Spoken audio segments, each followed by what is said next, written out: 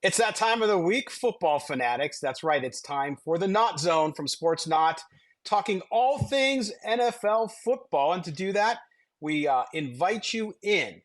I am Scott Gulbransen, one of your hosts. My co-host is Ryan Dyrud. He is the founder of the LA Football Network. You can follow him on X at Ryan Dyrud LAFB. You can follow me at LV Gully. And of course, you got to go follow Sports Knots, folks. You got to It's at Sports Not. Pretty simple.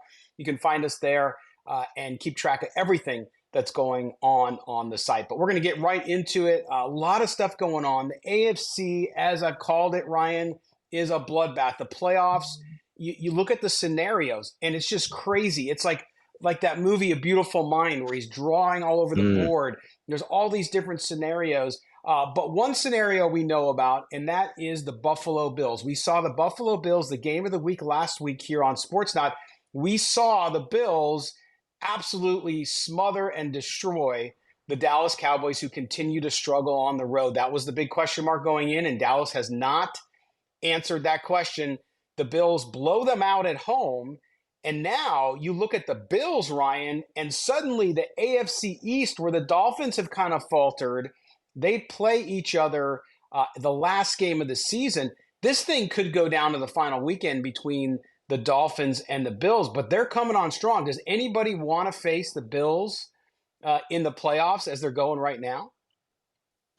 Yeah, it's crazy, Scott. That's why we love the NFL, right? Every week is different, and everyone has their hot Monday morning takes or Tuesday morning after the Monday night games, and it changes every single week. I mean, it feels like just 3 weeks ago, everyone was counting the Bills out and like, oh, they're going to fire. I mean, they fired their offensive coordinator, but it's like, okay, they're going to fire the head coach. Is Josh Allen the truth? Is he going to get traded? And they're going to try to shed his cap. And here they are. They're the team that no one wants to face, especially if they are able, like you said, to keep riding this wave and end up getting that home field advantage. So no one wants to go to Buffalo, obviously, in January and have to play them there. So, yeah, I mean, they're the team right now that we all expected them to be. So I don't think we need to like overly praise them because this is who we thought they should be. Mm-hmm. But it is impressive, I think, that the tribulations they've had throughout the year, they've been able to kind of right the ship, right the course, and get back on track. So, yeah, they're definitely a team that I don't think anyone wants to face. It's kind of the mantra of the AFC, where there's all these kind of teams that aren't at the there's no like dominant team in the AFC yet. Like you could argue the Bills right now, but like Denver's had their moments. Obviously the Dolphins have had their moments. Baltimore's had their moments. So it's like, who really is that juggernaut? And we're going to see in these last 3 weeks, but it's been a lot of fun. Yeah, and it's interesting because I'll be the first one to stand up and admit it, Ryan. I think I said it on this show. If I didn't say it on this show, I definitely said it somewhere else, which was I thought their window had closed. I think we even talked about it here on one of our first episodes, because you looked at the aging roster, especially on defense, and you looked at the lack of performance. Then they bring Joe Brady in as the offensive coordinator. And what's really interesting here, Ryan, is they started running the ball, right? Yeah. You look at James Cook, what he's been able to do, and you think to yourself, what were they thinking before that? Because they had to count. A lot of people after this game against the Cowboys are like, oh, yeah, but look at Josh Allen. He only had 92. He didn't have to do that much. And that's the point. You don't want Josh Allen to be your leading passer, your leading rusher. You need him to be able to manage the game and, of course, use his abilities and throw the ball when he has to. But I thought, particularly against the Cowboys, the way they ran the ball against Dallas, and Dallas's defense, yes, they're missing a couple pieces because of illness, but you look at what they were able to do in establishing the run, and that's something, too, that the Bills, I think, have to use effectively going into the playoffs and who, depending where they're seated, who they'll have to play. And against Miami's defense was up. It's been back down a little bit, struggling, but still good and pretty good against the run. So I think that the Bills and this rushing game is a big wrinkle and a big reason why they're doing so well. 100%. And my fantasy team thanks you, Joe Brady, for finally getting James Cook as involved as he's been heading into the playoffs for fantasy. But yeah, I mean, that's kind of been there, obviously, with Josh Allen and the dynamism that he brings to the offense, but they've always back, for many years have been a run first football team, especially with the climate they play in, just kind of the mantra of the city of Buffalo. And they haven't had that, I should say, that true workhorse back. They had Devin Singletary, they had Zach Moss for a number of years, but he was never really given the reins. And so they go get James Cook. And when he was drafted, I remember we were in Vegas because the draft was in Vegas that year. And I remember saying I think he was taken in the second round. I don't know if you remember, correct me if I'm wrong, second or third round, but he was taken, I think, after Kenneth Walker went to Seattle. It was around like the same kind of period.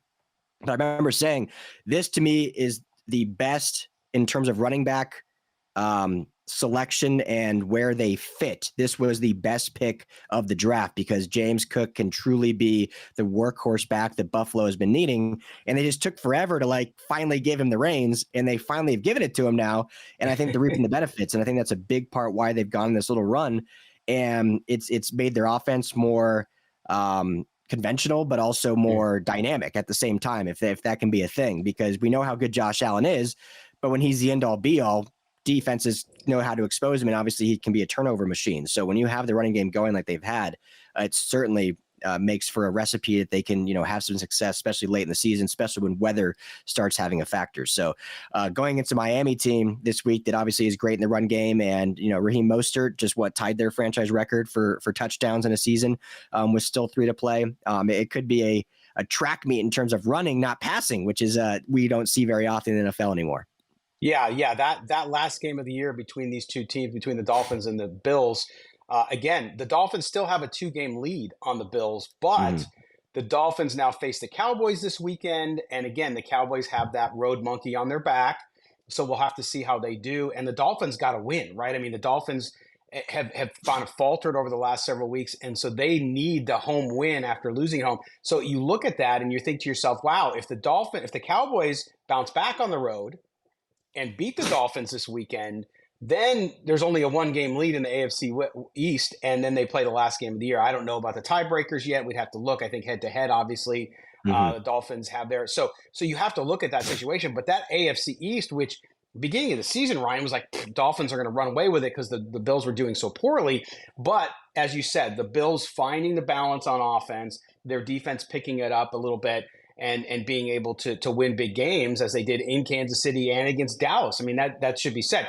But we bring up Kansas City as a team that Buffalo obviously beat 2 weeks ago on the road, a big game.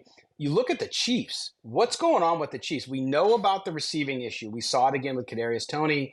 We saw Patrick Mahomes getting increasingly frustrated, Ryan, on the sideline. You'd never seen that out of Patrick Mahomes before. To me, I think this Chiefs team still good, but in trouble. Because, do they scare people like they used to? I don't think they do. And then if you start to think about where they're seated, if they have to go on the road, they've been fortunate to be able to host all of the AFC Championship games at their place with the exception of one. But you look at where they're at right now, are they really going to make a deep run in the playoffs? I know it's hard to factor out Patrick Mahomes because the guy can be so incredible. But I just don't know if they have the right, I don't know, what's the word, mojo, getting ready for the last few weeks of the season going into the playoffs. Yeah, it still doesn't feel like it. Everything surrounding this Chiefs team just doesn't feel like a typical Mahomes, Andy Reid Chiefs team. Even the great Travis Kelce seems to be a little bit off in terms of what he's able to bring to this offense. And, when he's the only true weapon, it's going to wear on you throughout the season. And, what's his headspace at? Obviously, I'm not saying Taylor Swift is a huge distraction, but in some regards it is. I mean, he's even talked about in his podcast where he's not that far away from retirement even. So not saying that's taken away from this season, but he has regressed a little bit. And I think it shows, Scott, that, as good as Patrick Mahomes is, I'm not at all saying he's a product of the system or anything like that, but you do need to have some of those weapons that he's had throughout his career. I mean, he's been very blessed with having Travis Kelce in his career. He had Tyreek Hill for a lot of his career. He's had, Juju Smith-Schuster was there last year in the Super Bowl run, which a lot of people kind of forget about. Not saying he's great, but he's better than what they have right now. Yeah. And so you need some of those weapons. You look at the great quarterbacks of our time, and they always kind of had at least one true wide receiver, right? Joe Montana, Jerry Rice, John Elway, all his career really never had that, and finally got the Ed McCaffrey, Rod Smith, Terrell Davis duo when they won their back-to-back Super Bowls. Tom Brady, kind of went through some ebbs and flows, but had Randy Moss a few years, then obviously had his other guys throughout his career. So, he just doesn't really have that. And everyone thought Travis Kelce can still be that. but we've seen that regression. And then before tossing it back to you, the defense, it seems like, has regressed a little bit as well, where they were kind of, the offense was struggling. The defense was one of the tops in the NFL, which we haven't seen around this Chiefs team. And I think they're still playing at a good level, but not at the high level they were at the beginning of the year. And so they're very, I mean, if we're being honest, they're a mediocre football team. They're not bad, but they're definitely not great. They're basically a mediocre team that has Patrick Mahomes and Andy Reid at the helm. So they could still obviously win football games, but you're not going in the playoffs saying like they're the team to beat, at least not right now in December. Yeah, and I think they early on feasted on some bad teams in their own division too. I mean, obviously the Broncos were a different team earlier in the year, as were the Raiders, although the Raiders are going in there on Sunday, and the Raiders haven't won there since 2020, and the average score is the Chiefs are scoring an average of 35 points against the Raiders over that set of time. So we'll see if they get healthy against the Las Vegas team that's playing for I'm picking the Raiders. Yeah, what's that? I'm going to pick the Raiders in that one. You're going to pick the Raiders in that one? Yeah? Yeah. Wow. Yeah, why not? Well, that would be huge for Antonio Pierce trying to get that job. But I think look, they're supposed to get Ivan Pacheco back, right? Which has been a big part of their offense, which you talk about weapons. That's, of course, the rushing game. But yeah, it's weird. It's kind of what's off. And I think the frustrations by Mahomes becoming more visible is not a good sign for them. And again, it goes back to, Ryan, they're going to have to go on the road. Right, it's much different. People, you can't underscore, especially when your team's not playing like you're used to or as dominant as used to. To go on the road in the playoffs, you don't know. I mean, if they have to go to Baltimore and face the Ravens, that's going to be a tough lift. Or if somehow they have to face someone else down the line, it's going to be rough. I really do believe that. And then they still got, like you said, they got to play 2 divisional games. Still left in this. They got to play the Bengals too. The Bengals are hot. We'll see if they can continue that. They got a big game up against the Steelers this weekend as well. But that AFC, some of these teams that are kind of now either clinging to playoff hopes or are sort of on the outside looking in, but playing better. I think the Chiefs, some of the teams they're facing are those types of teams. They're spoiler type teams. And so they're going to have to get it together. But I just don't see it happening because we haven't seen it happen all year. They've not been the consistent offense, and you got to have to put points up, and they just don't seem able to do it. Do you think, when you look at this too, how much of this is the personnel on the field? How much of this might be Andy Reid too? And remember, Eric Bieniemy's gone. He was there. That's the difference too. Not a lot of people talking about that, but he's not there anymore either. Yeah, no, it's a fair question. It's one I've thought about a lot, Scott, because everyone, there's a kind of the two sides of it, right? You're all like, well, it's Andy Reid's system. Eric Bieniemy just kind of like rode the coattails. He had it. Andy Reid, he had Pat Mahomes. What can he do on his own? But I mean, there's a consistency to it. I don't think it's, in my opinion, I don't know what you think, and I'd love to get your thoughts on it too. In my opinion, I don't think it's a huge factor as to why the offense is struggling. I think it's more so the lack of weapons that they have because, the offensive line is actually playing pretty well. And then, the injury at running back with Isaiah Pacheco hurts. But to your point, kind of bring it up, I think there is a consistency when you have that same head coach, coordinator, quarterback of what your day-to-day looks like, what the film sessions look like, what your hours of operations look like, what your practice schedule looks like. And I know Matt Nagy had been in the system before going to Chicago to be the head coach and now comes back, was the head QB coach last year, now the OC again this year. So I know but he still probably runs things a little differently than Eric Bieniemy did, because at the end of the day, Andy Reid's the head coach. He calls the plays on offense, but your week to week, your day to day is more the coordinator with those units kind of running the day to day operation. And so it's probably more so that just the consistent flow of things that maybe are throwing things off. Personally, I think it's more so personnel, but I think there is something really there. And I think it's not necessarily that Eric Bieniemy is, and I'm not saying this any shit Eric Bieniemy, but I don't think it's necessarily his gravitas or expertise, but more so the consistency of that day to day. But what do you think? I mean, do you think it's a bigger factor than maybe it's being talked about?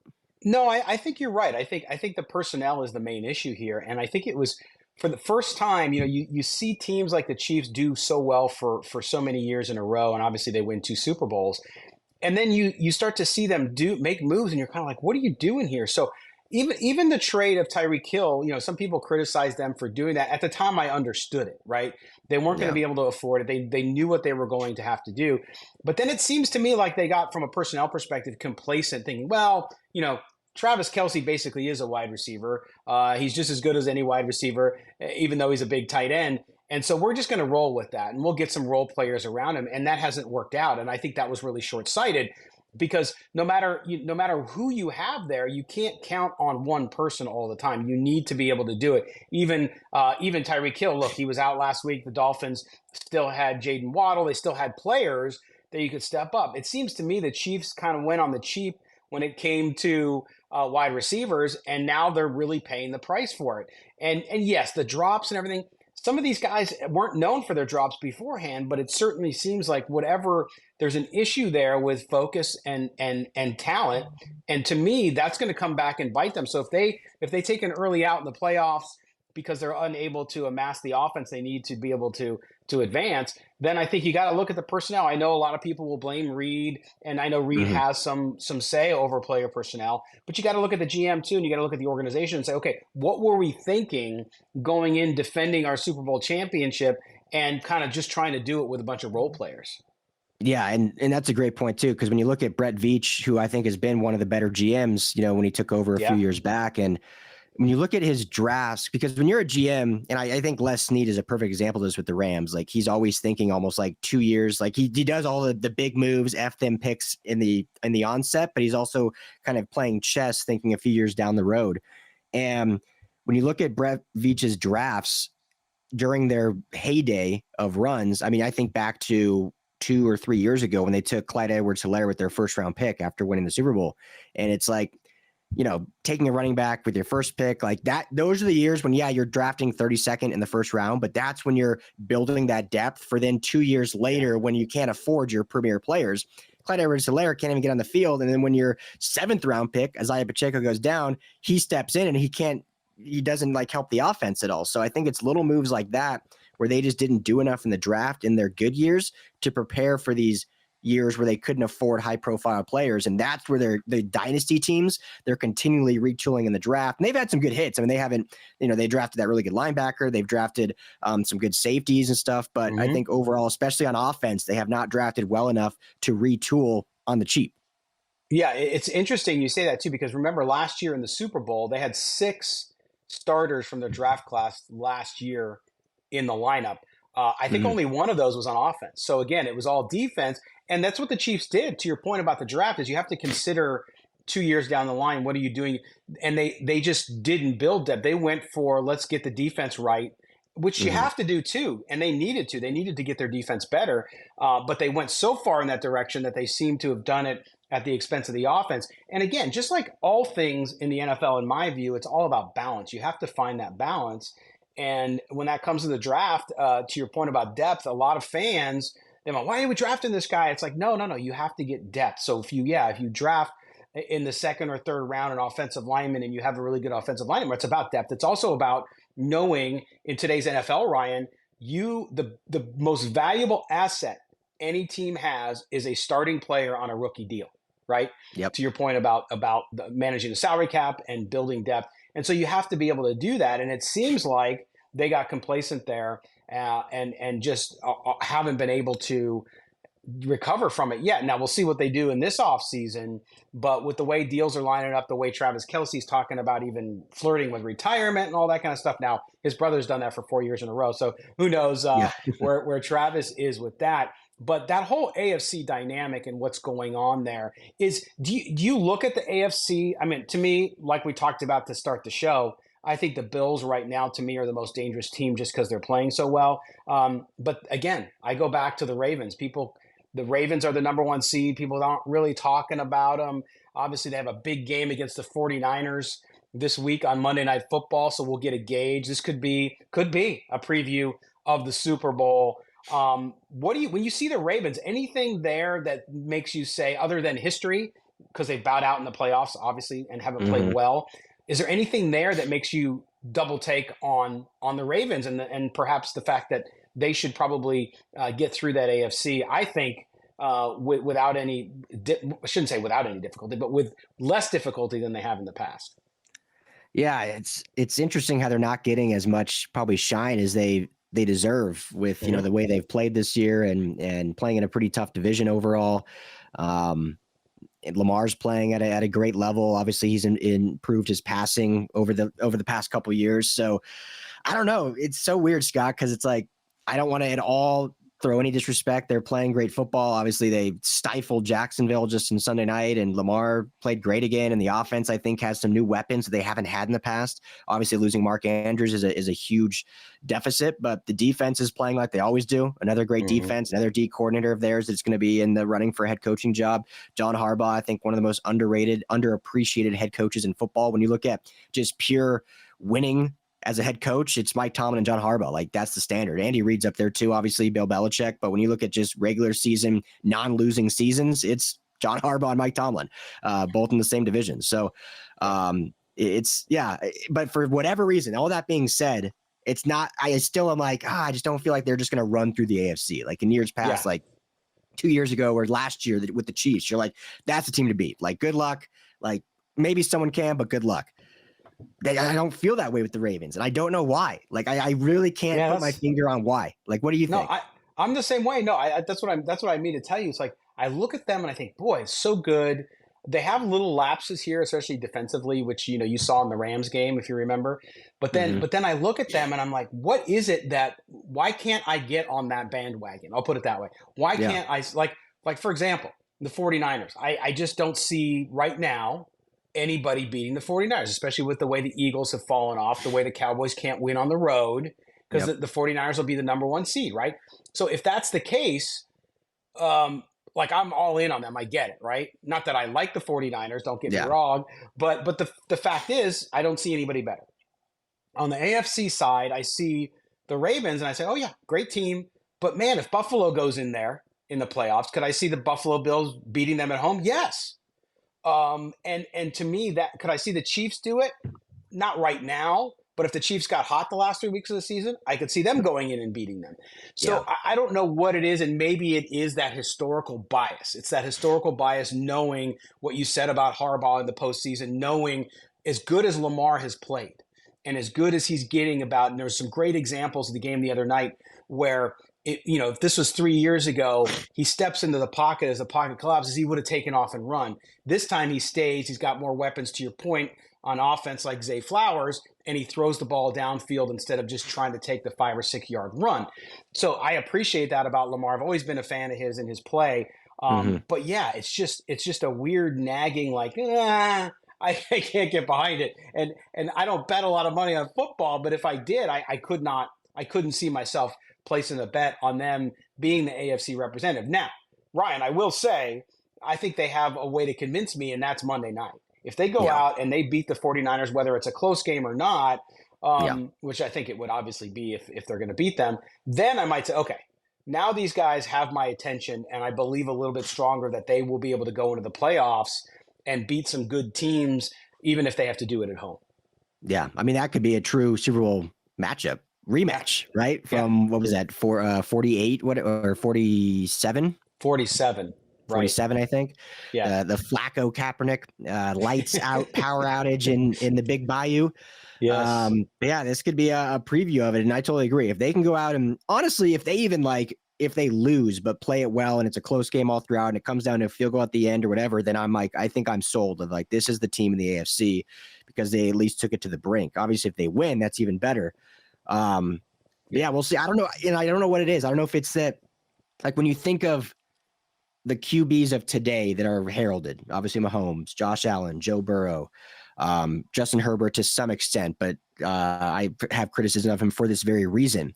I feel like when we think of Lamar Jackson, and maybe it's because they don't get enough national pub, and correct me if I'm wrong, because I don't watch a ton of Ravens football, so I don't want to sit here and all of a sudden someone's like, oh, he's done that 7 times this year. But I feel like he's not made a name yet in terms of tons of, game critical fourth quarter comebacks, tying drives. He did it against the Rams where they were down. He went down and tied the game, and then they won in overtime. But I feel like he hasn't done that a ton yet, like his peers that have become more renowned as like these quarterbacks that can win in the playoffs. Maybe I'm wrong there, but I feel like that's maybe why there hasn't been the shine on him, because I think he's one of the best QBs in our game. I think he's one of the most talented. He's, I love the way he plays. I love watching him play. So it's none of that. but I just feel like there hasn't been enough of those. Like you're down 6 with a minute 30 left, and with the ball in Lamar's hands, he's going to go down and get it done. Like we just haven't seen that enough, I feel like. Yeah, it's a good point because he's had hallmark moments. Obviously, the MVP year was an amazing year, but you're right. I think those quarterbacks, especially those that go on to win championships, tend to have those postseason moments where they make something happen or they make something out of nothing that leads their team either back or closes out a game where it's tight and they're able to make a big pass or a big completion that really moves them forward. So I think you're right. But again, I think that's why this game Monday night is going to be just crazy and bananas because I think we're going to get a true sense for where they're at because we know that the San Francisco team, besides their kind of divot earlier in the season when they had some injuries up front, especially with Deebo Samuel, it's a true test. They're balanced. That San Francisco team, I think, again, is the most complete roster in the NFL. So if the Ravens can go out and play them, beat them, or have some great moments with them, then clearly they're going to set themselves apart. Ryan, we look at the other side. We look at some of the NFC side now too, because the NFC sort of takes a backseat in some ways, I think, to the AFC because it's such a close race throughout. And you have teams. I mean, you look at the AFC South. 3 teams at 8-6, right? Jacksonville, Indianapolis, and Houston. Just a crazy division. But the NFC. What's really interesting about the NFC, I know we talked a little bit about last year, but you look at between the South and the West, when you look at the wild card, you got New Orleans at 7-7. You have the Rams, and you talked about Sean McVay perhaps being a Coach of the Year candidate. Don't disagree. They're at 7-7, right? They also have a tiebreaker against the Seahawks, who are at 7-7 too. But they do have head-to-head there too. So if the Seahawks and Rams finish with the same record, the Rams would get the nod there. But you look at them 5-4 in the conference and really on fire. And we saw Seattle. We'll get to the Drew Lock situation in a second, his interview after the game. But talk about these Rams because I think people are starting to finally notice what's happening with this team. And you look at them and you think, okay, what stars do they have? Yes, they have Cooper Kupp, who's had the injury he's dealt with. And you have Matthew Stafford, of course, won a Super Bowl with them. But then you have Puka Nacua, the rookie, all the stuff that's going on, Kyron Williams. They're piecing it together, and they are playing tough against all opponents, even in losses for the most part. Mm-hmm. Yeah, it's remarkable, Scott. I think what they've done, not to sound homer since I cover the team, but they play, as you mentioned, the Saints on Thursday night. As it stands right now, they have a 49% chance of making the playoffs. If they win on Thursday, that jumps to 71%. So they'll be looking good with the last 2 weeks of the season. And it's remarkable. I mean, I would be Raheem Morris, defensive coordinator, when you look at what he has to work with on defense in terms of just inexperience. Obviously, Aaron Donald's great. I've talked about Ernest Jones on the show before as a middle linebacker, but he's still a young third-year player. Jordan Fuller missed all of last year with injury at the back end as a safety, but he's back this year. And outside of that, it's a bunch of either free agent acquisitions or rookies or guys on first-year contracts. So what he's been able to do, going into this year, we thought, hey, for the Rams team to be competitive, the offense is going to have to score 30-plus points a game because the defense is not going to stop many people. And it's been quite the opposite. Now, the offense is kind of catching fire now, which is why they've kind of gone on this little winning streak since the bye week and playing so well. But, I talked on our Rams show just a few days ago, so I'll copy this in a minute. And my timelines are way off, so forgive me. I'm not an art major. I don't know art. But if you think of the classical arts during the times or the Monets or the Van Goghs of their time, and everyone appreciated that style of art. And so the NFL, we think of like, what these teams should look like in terms of artistically getting to the playoffs, in terms of scheme, in terms of the way they win, the style they win in.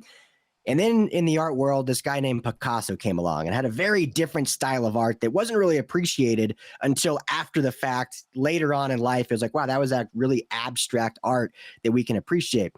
I liken Sean McVay now to Picasso. What he's done with the Rams, maybe he's not getting appreciated at the moment for those that aren't really paying attention. But when this season's done, especially when they make the playoffs and everyone looks back at what transpired during the offseason up until this playoff run, they're going to be like, wow, that is some abstract art in the football field that was impressive, that was able to put it all together and just unbeknownst to us what he was able to do. So Yes. Picasso of the NFL right now, Sean McVay.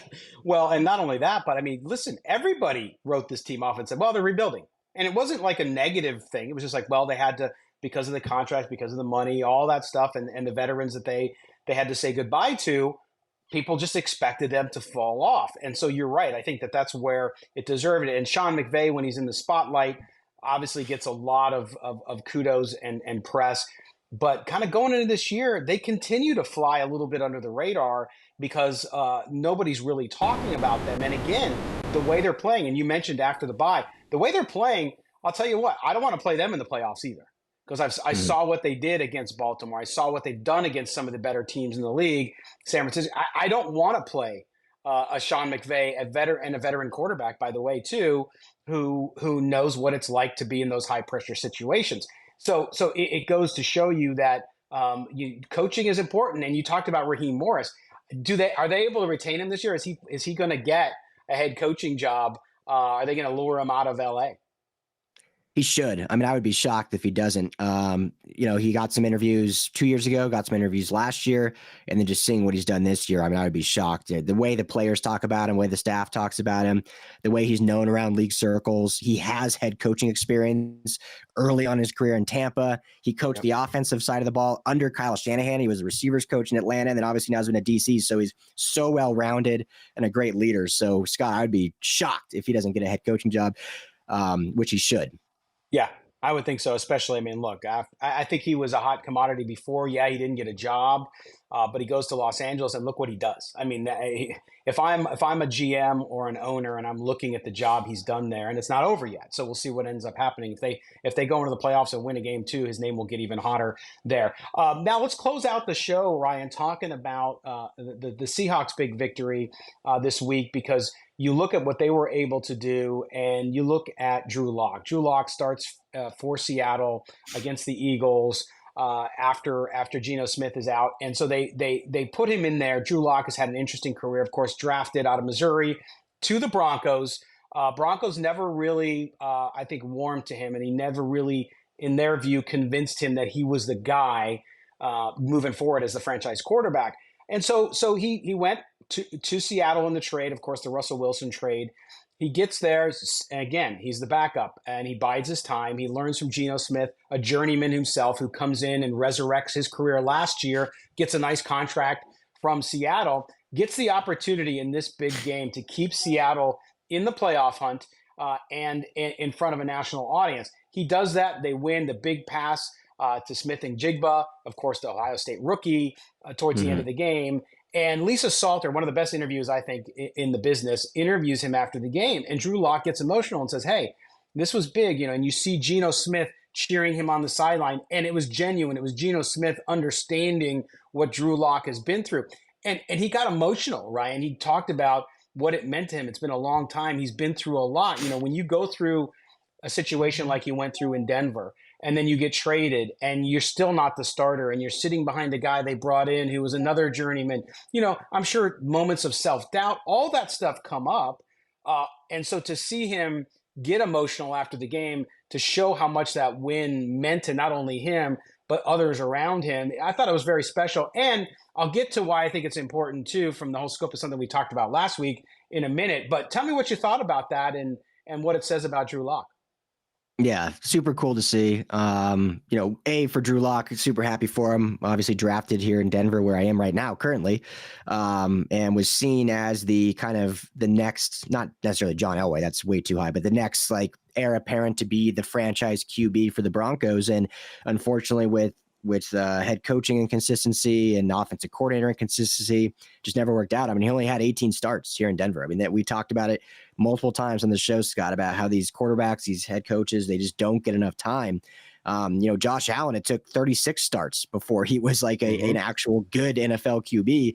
Drew Lock got 18 and then was shown the door and shipped off in that trade. So not saying he's going to be some franchise guy after one good game, but it was good to see, we know his arm talent's great. It was just kind of putting it together in terms of the mentals and progression.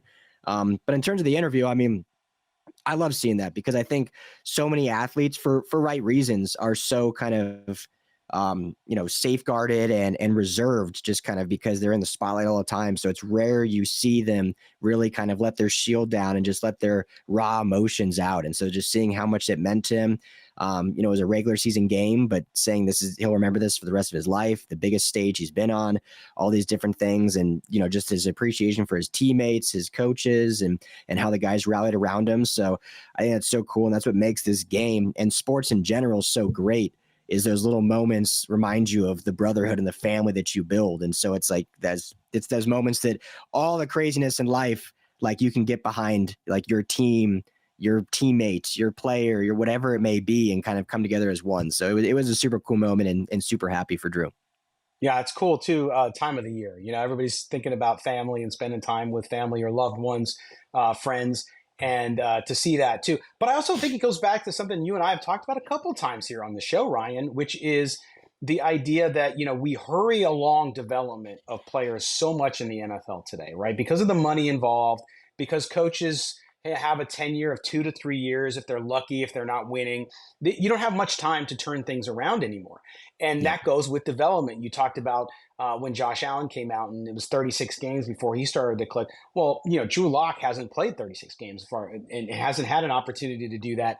And so you wonder too, some of these guys, and again, I'm not crowning the guy an MVP either after one good game, but you have to wonder how many guys come through the NFL, they're given a quick shot, they don't pan out right away, and then they're thrown on the scrap heap and never get a chance, right? So Drew Lock has gotten that chance. And again, something you brought up a couple of weeks ago, the backup quarterback in the NFL today is much more of a strategy than it used to be, with the way players are going down, with the way quarterbacks are functionally mobile, which means they're on the move more, not running, but on the move. They can get injured more often. So having a good, solid backup quarterback, not to just go in and take snaps, but to go in and be able to win games for you is huge. So for somebody like Drew Lock to be able to do that, it shows you that, maybe Drew Lock's never going to be the franchise starting quarterback, and that's okay. But given the chance to start when he needs to, and given the chance to develop in the league like he has been, and maybe Seattle was just the right situation for him, he's now showing that he can do it. And if he can be consistent about it, then he'll have a long career, even as a backup. Yeah, exactly. And who better to learn from than the guy above him, and Geno Smith, because that's been his whole career as a guy that had a lot of hype coming out. I think they were almost drafted in the same exact spot. Geno ended up being a second-round pick. I know he was thought as a first-rounder, but went second round to the Jets. Yeah. And same with Drew Lock. The Broncos thought about taking him at 10. They trade back to 20, take Noah Fant, and then get Drew Lock at 41 in the second round. So kind of very similar situations. So I think that's why they're so close in terms of, just what their journey's been in the NFL so far. And you love seeing that, right? Because remember, I don't want to throw shade at anyone, but you remember the situation with Nick Foles and Carson Wentz and how it never felt the same. Like Carson Wentz never really, it seemed like from our perception, we don't know inside, but it seemed like he was never as happy because he realized like his job was probably toast after that, or at least he didn't get a chance to win the Super Bowl. But it looks like the Geno Smith-Drew Lock relationship is a really pure appreciation for each other and truly rooting for whoever's out there, which is cool to see. Yeah, it is cool to see. And even though it's due to an injury, we've seen that. I just did a story up on Sports Not about Jake Browning making less than their long snapper. But the same thing there, Joe Burrow, they brought him in particularly because those two guys got along and they understood the roles and there was no apprehension about that. So you see that genuine, but it's good. And I think that you have to be able to look at those guys and be able to develop them. So just a great story. And I know Eagle fans aren't happy about the way that worked out. But the Eagles have their own issues to deal with, and we'll see if they're able to bounce back this week from that. Ryan, before we say goodbye for the show, and of course we wish everybody a Merry Christmas, a Happy Holidays as you get set for the weekend coming up. But we have the game on Monday night, the Christmas game, the 49ers and the Ravens. Here's my hot take, man. Ravens are going to win this one. It's going to be really close. And they'll make me a believer, but I really like the way the stars are aligning. I think Lamar Jackson will have a big night, and I think that the 49ers will too, but I think it's going to come down to a late kick, and I think the home field advantage will give Baltimore just a little bit of an edge, and maybe, just maybe, they'll get rid of some of the doubters. Yeah, I'm gonna go with you, and all of our colleagues at Sportsnaut are gonna hate us because we got a lot of Niners, guys at Sportsnaut. Yes, we do. But here's my reasoning too. I think this 49ers team is for real. Like, I think we talked earlier, like, have they proven it yet? They went on a 3-game losing streak. I think they've proven out they're a real Super Bowl favorite, not just a contender. Yes. But I think it's going to come down to the kicking game, and I trust Justin Tucker much more than Jake Moody. And I also trust as great as Purdy has been, and I think he's a true MVP candidate, I still am taking Lamar Jackson over Brock Purdy. So it should be a great game. I think the 49ers now are that like favorite where everyone's giving him love, everyone's shining on him, everyone's like they're the favorite. And as we've talked about, Baltimore's still that unsung underdog. And I think they play that card. They play the underdog. They have the better QB. They have the better kicker. And when it's all said and done, they'll come out of this probably with a 3-point win or so. So yeah, I'll take the Ravens too. Why not? All right, man. So It's the there you season of go. giving. So we're gonna be the only two on the staff there that's gonna like it, and they're gonna hate on us. But we'll pick them, and then we get to come back after the holiday and be like, "See, we told you so." So that Exactly. makes it all worth it to me. We can, with the trash talking between the editors will be fun for sure. But certainly appreciate it, and always fun to do a good show. And thank you guys for watching. Make sure you do us a favor, subscribe here to the YouTube channel so you always know when we have a new video. Hit that notifications bell, and we can do that as well. Make sure you follow Ryan up on X.com, Ryan Dyrud, LAFB. I am at LV Gully, and of course at SportsNaut. Ryan, buddy, have a great Christmas with you and your family. Enjoy it out in the sunshine in California as we freeze and get some rain back in Ohio. Yes. Thank you. Merry Christmas. And thanks so much. Always a pleasure. All right. For everybody here at SportsNaut, this has been the NautZone. Have a great NFL weekend along with your Christmas holidays. And we will talk to you guys next week before we get to the new year. So it'll be the last show of the new year. And make sure you check out everything to do with the NFL up on sportsnaut.com. Have a great one, everybody. We'll talk to you next week.